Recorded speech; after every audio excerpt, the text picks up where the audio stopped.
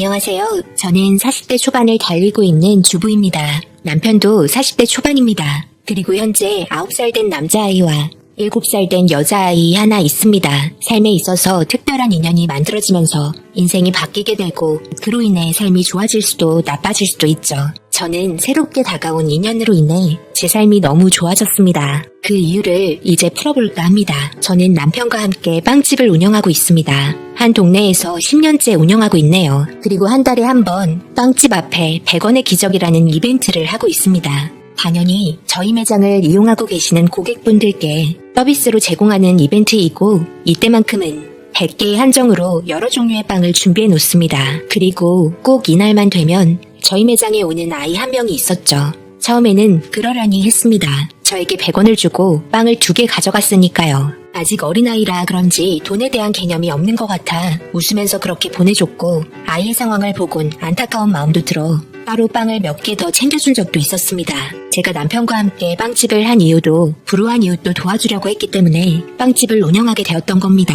이런 저희 매장의 이미지가 좋아지면서 많은 분들께서 와주셔서 항상 감사했습니다. 그런데 이벤트 하는 날 이 아이의 잘못된 행동 때문에 쫓아가게 되는 상황이 생기고 말았습니다. 역시나 다른 사람들과 같이 줄을 서서 기다리고 있었고 저는 따로 우유와 빵을 몇 개 더 챙겨서 봉지에 넣어놨습니다. 그런데 바구니에 100원을 넣지 않고 빵 2개를 가지고 도망을 가길래 이건 잘못된 거라 생각하고 쫓아갔습니다. 어찌나 빠르던지 조그만 몸으로 골목 사이로 도망을 갔습니다. 저는 이리저리 찾고 있었고 그곳에서 보게 된 모습은 제 마음을 너무 아프게 했습니다. 이 아이는 여동생이 있었습니다. 그리고 허겁지겁 먹으면서 서로를 바라보고 있는데 이 아이는 빵을 반만 먹더니 자기는 더 이상 못 먹겠다면서 먹다 남은 빵을 동생에게 주고 있었네요.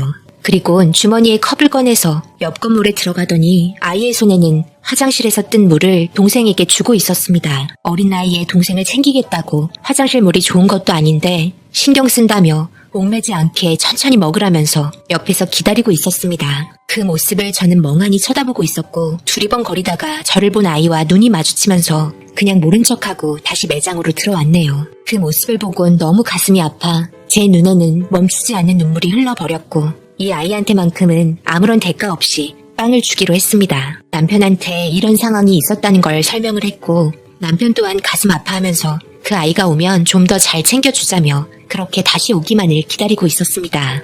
하지만 그 아이는 100원의 기적 이벤트를 하고 있는데도 오지 않았고 다음 달 이벤트 할 때도 그 아이는 오지 않았습니다. 남편과 저는 걱정되기 시작했고 주변에 아이를 알고 있는 분이 계신지 수소문해 봤지만 저희만 관심이 있었을 뿐 다른 사람들은 전혀 관심이 없어서 그런지 모른다는 말뿐이었습니다. 그렇게 저는 기다리는 방법밖에는 없었습니다.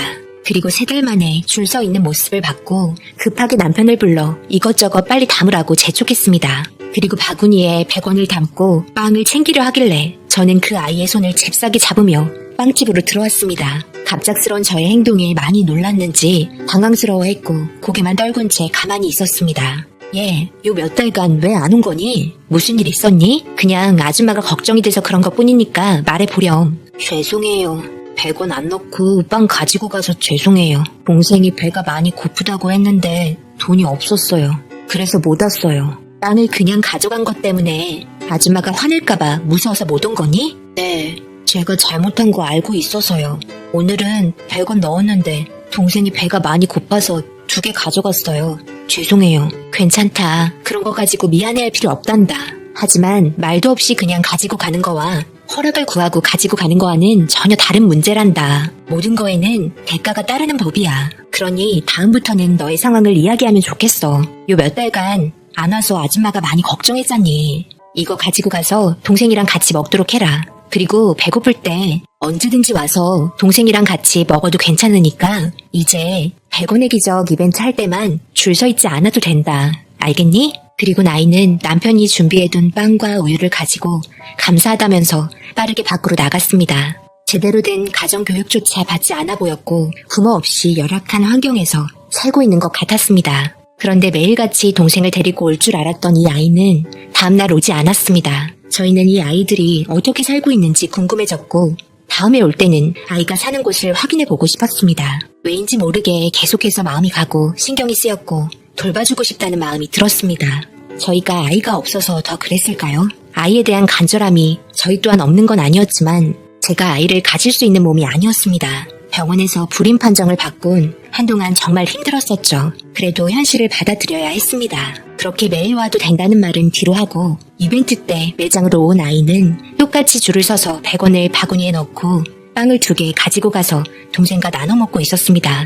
이런 모습을 보곤 갑자기 화가 나기 시작했습니다. 제가 편히 와서 먹어도 된다고 했지만 그렇게 하지 않던 아이의 행동에 화가 났던 겁니다. 기다려도 오지 않아서 화가 났던 겁니다. 제가 화를 내자 아이는 당황했고 동생은 제가 무서운 얼굴을 하고 있는 모습을 보곤 겁을 먹고 눈물을 흘렸습니다. 그저 마음이 아파서 그랬던 행동에 아이들한테 상처를 줬을까봐 미안해지기 시작했고 침착함을 유지하며 매장 안으로 같이 들어왔습니다. 빵집에 처음 들어온 동생은 두리번거리며 이것저것 먹고 싶어하는 모습에 남편은 먹고 싶은 거 다 골라보라고 했고 동생이 고른 건 다름 아닌 만화 캐릭터가 올라간 초코 케이크였습니다. 남편은 고민조차 하지 않고 케이크를 꺼내줬고 좋아하는 동생의 모습에 아이도 행복해 보였습니다. 한 번도 아이를 키운 적 없고 어떻게 눈높이를 맞춰야 하는지 몰랐던 저희에게 이 아이들은 너무나 큰 존재감으로 다가왔습니다. 그렇게 케이크와 우유를 배불리 먹이곤 매장을 나가려고 하는 아이는 감사하다며 인사를 했고 그 모습을 보고 있던 남편은 집까지 같이 가주겠다면서 따라 나섰습니다. 저는 매장을 지키고 있었고 그렇게 1시간이 지나자 남편이 돌아왔습니다. 잘 다녀왔어요? 어때요? 부모님은 다 계신 것 같아요? 어디에 살고 있어요? 생각보다 꽤 먼 곳에서 살고 있더라고. 언덕길을 한참을 올라갔네. 정말 힘들어 죽는 줄 알았어. 내가 땀나면서 힘들어하니까 물 한 잔 준다고 하길래 문 앞에서 기다리고 있었는데 이 아이가 문을 열고 들어갈 때 잠깐 보니까 부모님은 안 계신 것 같더라고. 그리고 악취 같은 게 많이 나던데 집 환경이 좋아 보이지 않았어. 보통 아이들과 함께 살고 있는 집과는 전혀 달랐어. 일단 내가 본 건 거기까지고 집은 알게 됐으니까 나중에 같이 가보는 걸로 하자. 이렇게 남편과 대화를 하면서 알게 된 사실에 더욱더 걱정이 되면서도 이런 제 모습이 정상적인 마음인지 헷갈리기도 했습니다. 그저 아이가 없는 그리움 때문인 것 같기도 하면서 이런저런 복잡한 생각이 제 머리를 지끈거리게 만들었고 그런 모습을 보고 있던 남편 또한 제 마음을 잘 알고 있었는지 아무 말 없이 손을 잡아줬습니다. 그리고 다음날 저희는 아이 집으로 향했고 문을 두드리는 소리에 나온 아이는 땀을 흘리며 많이 힘들어 보이는 얼굴로 저희를 맞아줬습니다. 그렇게 처음 들어가 본 집에는 악취 같은 게 진동을 했고 한쪽 방에는 TV를 보고 있는 동생과 그리고 그 옆에 누워있던 한 사람은 다름 아닌 이 아이들의 할아버지였습니다. 아이는 하던 일이 있었는지 수건을 들고 화장실에 가서 수건을 적시곤 할아버지한테 가서 어린 손으로 몸 구석구석을 닦고 있었습니다. 숨차 보이는 모습과 얼굴에 맺힌 땀이 정말 힘들어 보였고 그 모습을 본 남편은 아이의 수건을 전달받아 할아버지의 몸을 대신 닦아드렸습니다. 눈만 깜빡거리시면서 움직이지도 못하는 상태에서 이 어린아이는 할아버지를 보살펴드리고 있었습니다. 나름 혼자서 최선을 다하며 노력을 한 것 같았지만 할아버지의 생리 현상을 이 아이 혼자 감당하기에는 너무 벅차 보였고 그로 인해 악취가 진동을 했던 겁니다. 엄마 아빠는 어디 갔냐고 물어봤고 아빠는 기억이 잘 나지 않는다는 말과 함께 엄마는 할머니 돌아가시고 안 들어오셨다며 어린 나이에 그동안 정말 많이 힘들었는지 갑자기 눈물을 흘리면서 흐느끼는 모습에 저는 가슴이 아파 안아주며 달래줬네요. 오빠가 울자 동생도 그 모습을 보곤 눈물을 흘렸고 저는 안아주면서도 방 주변을 둘러보며 사람이 살 수 있는 환경은 절대 아닌 것 같아 조치가 필요해 보였습니다. 그렇게 저희는 할아버지와 아이들을 일단 집으로 데려왔고 다음날 복지부에 연락을 해서 아이들 가정 환경을 이야기했고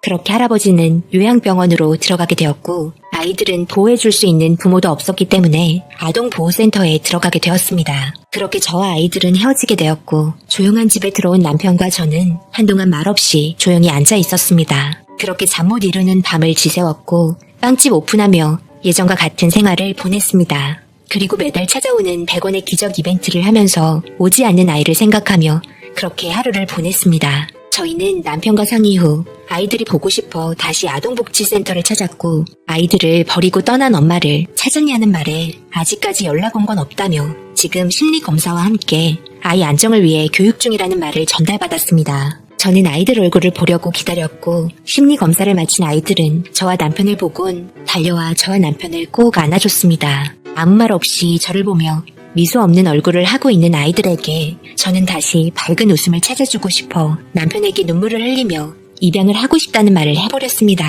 어느 정도 짐작을 하고 있었는지 별말을 하지 않았고 고개만 끄덕이는 남편의 모습에 너무 감사했습니다. 그렇게 상담을 받고 저희 가정 환경을 보기 위해 센터에서 방문을 했으며 입양 허가를 받게 되었습니다. 그렇게 저는 9살 된 남자아이와 7살 된 여자아이의 부모가 되었습니다. 서로 어색하고 살아온 환경이 다르기 때문에 맞춰가야 할 부분들은 많겠지만 잘 따라와 줄 거라 믿고 있습니다. 저희가 많이 부족하여 실수도 하지만 이 모든 게 사랑이라는 걸 알아줬으면 합니다. 아직까지 엄마 아빠라고 부르는 것보다 아줌마 아저씨라고 부르는 게 더 편해 보이지만 언젠가 마음의 준비가 되면 들을 수 있는 날이 오겠죠. 마음으로 품은 저희 가정 항상 행복할 수 있게 응원의 한마디 부탁드려도 될까요? 언제나 지금의 삶을 소중하게 생각하며 지내도록 하겠습니다. 제 긴 사연 읽어주신 분들 항상 좋은 일 가득하시길 바랍니다.